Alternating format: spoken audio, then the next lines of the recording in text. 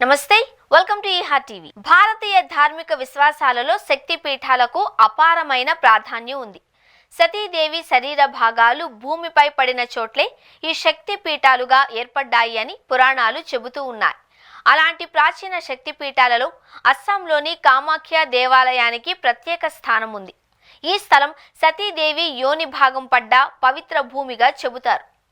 అస్సాం రాష్ట్ర రాజధాని డిస్పూర్కు దగ్గరగా గౌహతి నగరానికి కేవలం 7 నుండి 8 కిలోమీటర్ల దూరంలో నీలాచల పర్వతంపై కామాఖ్య అమ్మవారి ఆలయం వెలసింది. ఇక్కడ అమ్మవారు దుర్గమ్మ రూపంలో పూజలు అందుకుంటున్నారు. ప్రతి సంవత్సరం అనేక మంది భక్తులతో నిండిపోయే అంబుబాచి మేళా ఈ ఆలయంలో అత్యంత వైభవంగా నిర్వహిస్తారు.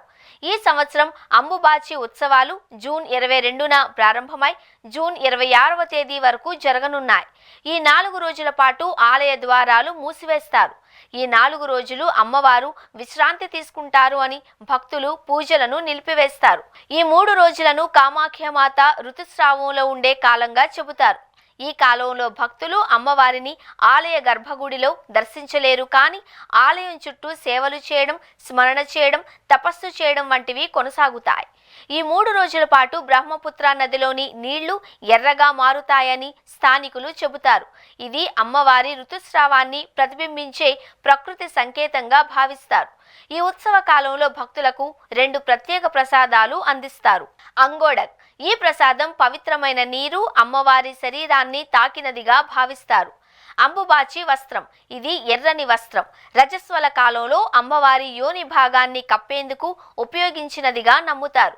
ఈ వస్త్రాన్ని అర్చకులు శుద్ధి చేసి పార్వతీ కుండంలో ఉతికి ఆరబెట్టి భక్తులకు ప్రసాదంగా ఇస్తారు.